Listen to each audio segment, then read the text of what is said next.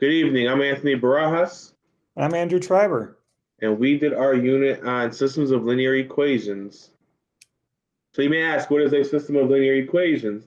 A system of linear equations is an equation and two or more variables, and they're setting those up to be solved together. Those can be solved algebraically. Those can be solved by using a graph. But one thing you need to know is the solution must satisfy both equations. So you're going to get an ordered pair, an x and a y, and you really want to check your solution. So what we mean by that is you want to take that ordered pair and substitute that back into both equations. It has to make both equations true. So you have three types of solutions. You have an infinitely many solution where you're going to have two graphs that are the same line. Those are called coinciding lines. You're going to have a graphs that are one solutions, which that's what you're going to see in the middle, where you see the line where red meets blue. That's called the point of intersection. That is your solution. Or you're going to have no solutions, which is going to be two parallel lines. So parallel lines are going to be two lines that share the same slope, but a different y-intercept. Types of learners. This is meant for a ninth grade freshman class. However, there may be some eighth graders that are taking this class. It just depends on the school. In my school district, we do have eighth graders taking freshman math. We have a very diverse group of learners. Our demographics are made up of 72% Black African American students, 13% white, 9% Hispanic, 6% two or more ethnicities. We do have an 89% daily attendance. The students at our school, we have about 13% that come from a low-income household, and then 15% of our math students are at or exceeding the state standard. That's a fairly low number. It has dropped over the last couple of years. We're kind of giving the COVID-19 reason on why it's dropped because education was so different, but we're slowly trying to curve our curriculum, tweak a couple things to make that number go back up to where it was pre-pandemic. Here are the Illinois state standards that we used, and these are the learning objectives that we also use within our lesson. Big objectives that we're emphasizing are going to be with students using the technology. So that's the Desmos and the algebra tiles. And then we also want still students to be able to solve algebraically by using substitution and elimination. And we're measuring all our objectives with 80% accuracy, which we believe and we deem that to be a very good estimate and a very good number for where we want our students to be at. In terms of the teaching and learning strategies in order to accomplish or that we're going to be using in this unit, we stuck with Gagne's 9 events of instruction. So these will be interwoven throughout kind of the presentation you'll see in kind of our day-to-day, but just kind of the microwave version of these to start. That first step that you would want to see, again, this could be throughout an entire unit. You might be aiming for, every single day in terms of this instruction. But that first step that you would really like to see is that getting attention. Teachers might know this as kind of the hook of the lesson, making sure what's the reasoning behind why are we learning this? And so how do you gain students' attentions, garnering that buy-in from students? So that's really that first step. Moving right along down the list, you'd want to also make sure that students understand the target or making sure that students understand the goal of the unit. And so that they're going to need to know how to master or how to show proficiency in using 3 different strategies, or here eventually this is going to lead to kind of that culminating project. And so making sure that they're aware of the objectives of this unit is incredibly important. And then with that, this ties a little bit into gaining attention, but also accessing prior knowledge, whether that's talking about content students have learned in class or looking at, previous life experience. And so making sure that you're able to kind of bridge from, okay, they haven't learned anything about systems of equations. How can we bridge that into the current unit? And then obviously presenting material is important. And so making sure that you're using strategies or teachers are using strategies that best present. It could be multimedia. So, it might be a mix of video or of lecture, of partner work, of group work, something along those lines. And so making sure that active learning is really stressed there with presenting material. And in addition to that, this is something that I think most, if not all, teachers do as well, is providing guidance for learning.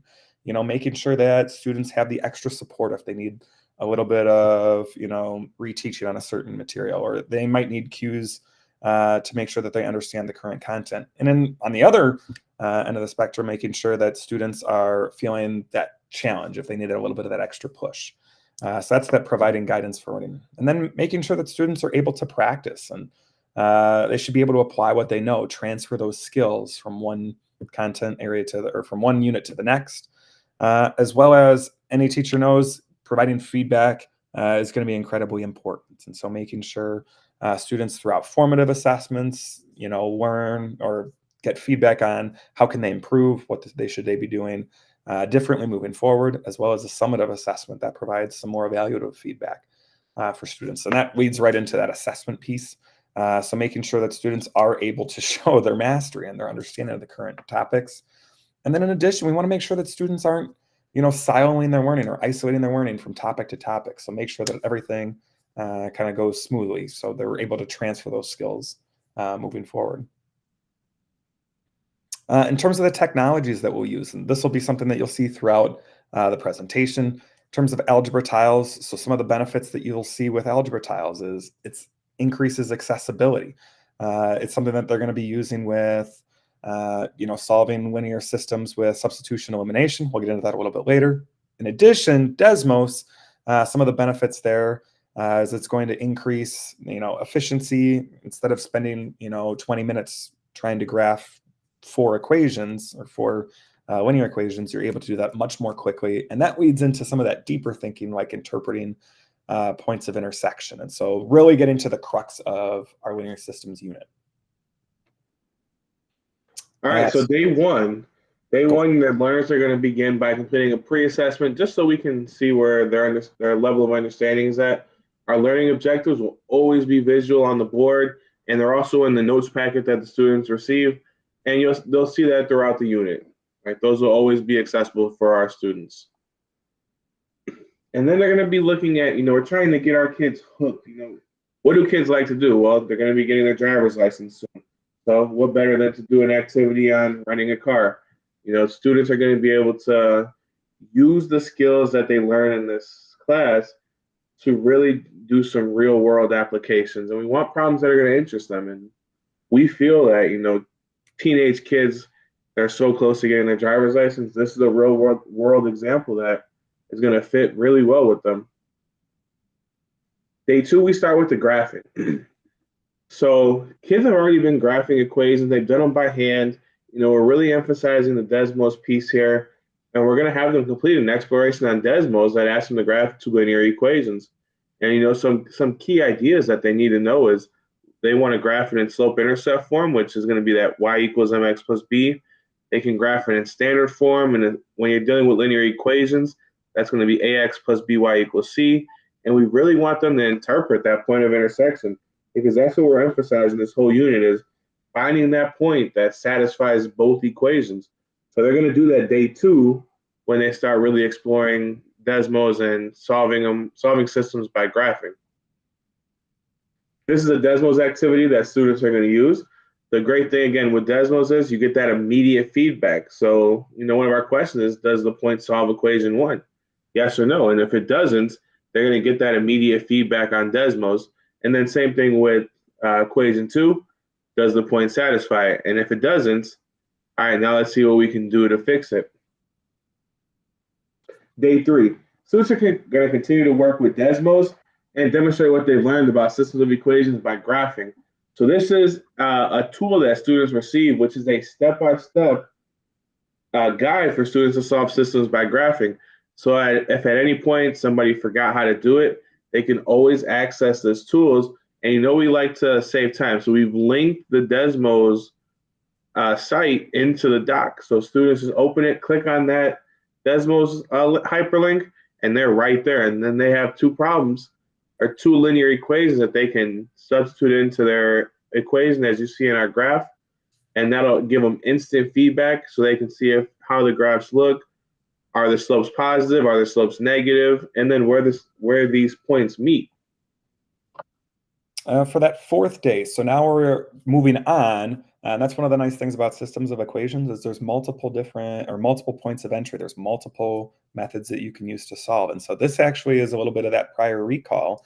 Students are familiar with algebra tiles and solving systems using substitution with algebra tiles from earlier on in the year with equations with variables on both sides or solving multi-step equations. So using that e-tool is something that actually they have had prior exposure to. And so one of the things that we want to make sure with substitution is they're able to now solve algebraically. So rather than just that visual representation using a graph, they're still using that technology piece. And one of the nice things about that e-tool is it's accessible both at school as well as at home. And so getting that practice really, that in day number 4, using that second strategy is going to be really key. And then similarly, elimination, you're also going to be using algebra tiles, albeit a little bit differently, because now you're anticipating, rather than with substitution, combining like terms, simplifying, equations that way. Elimination is now talking about canceling out variables. So, your x variables might cancel out if you're talking about a standard form or a system of equations in standard form. And so again, for the same reasons, algebra tiles are accessible at home as well as at school, as well as it's some type of manipulative, where if you had that physical or those physical manipulatives, you wouldn't necessarily have the same opportunities there.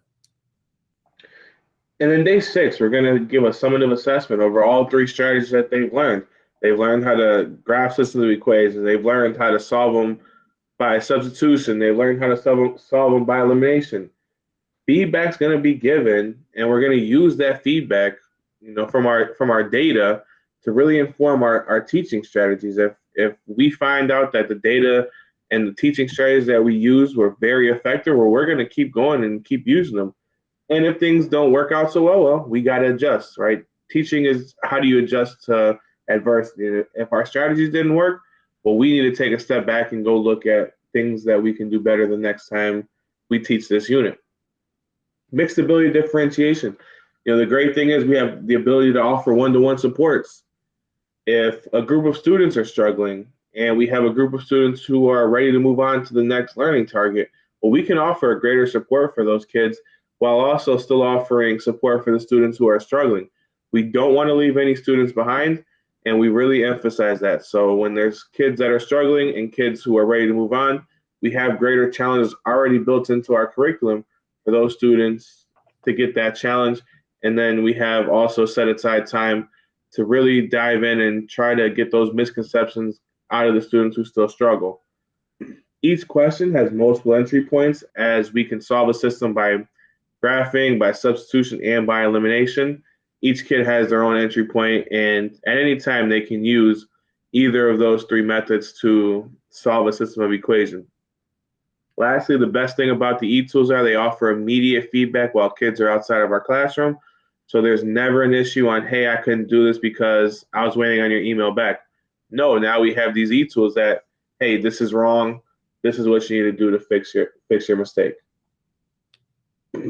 This is a sample student handout that students get. Again, we referenced it in the previous slide. It's just a step-by-step guide for students on how to solve a system of equation by graphing using the Desmos technology. So this is always accessible to students. It's at their fingertips by just one click of a button. This is an example of a sample project that the students will do. They have multiple ways that they can create this project. They can do a poster, Google Slides. They can even write a paper demonstrating their understanding of how to solve a system of equation. We want them to be able to demonstrate it by using the technology that we've taught, which is Desmos. And they also need to show us by using substitution or elimination, which you see here. This is a sample artifact. The students showed their Desmos activity, which are their Desmos equations, which gave them their point of intersection. And then to the right, you see them solving. You see them writing out their steps, showing their work. And then at the bottom, they gave just 2 sentences on what they did and why they chose the method they did. And we took the name out of it for confidentiality, but this is an example of a student sample artifact. This is the online digital resource, again, that is accessible to students at any point of the day. If you look to the bottom right of the screen, you'll see what the document has. It has a list of all the objectives that we are targeting. It has the sample handout, the 2 sample handouts that the students received. And then also, you can't see it because it's cut off from the picture, but there's other resources. Those resources are videos that show students how to solve an equation by substitution, solve it by graphing, and solve it by elimination, So at any point, if a kid needs more help, they have those tools available to them 24/7. In terms of the conceptual organization, this type of unit would fall under that augmentation with the technology that we use. I mean, we've referenced it previously, Desmos, there's that instantaneous feedback for students. And then with the algebra tiles as well, there's that increased accessibility. And so for that reason, it goes past just substitution. There is a functional change in terms of that accessibility, that instant feedback. It allows for that more efficiency on both pieces, especially with Desmos. There's that increased efficiency component that also helps that would bump that to augmentation. And then in terms of our summative evaluation, assessing student learning of content, with this, we're going to be using both formative and summative data. Again, that Desmos piece or that technology piece gives a little bit more feedback, instantaneous feedback. Some of those formative assessments will be either bell ringers or exit tickets. It's that feedback that we really hope that students take and then apply into later parts of the unit. And so it's making sure that we're not making the same mistakes early in the unit as well as the same mistakes later on in the unit. And so that'll be the different ways that students are assessed. And then overall, other than that, that's our project on systems of equations. Thank you. Thanks so much.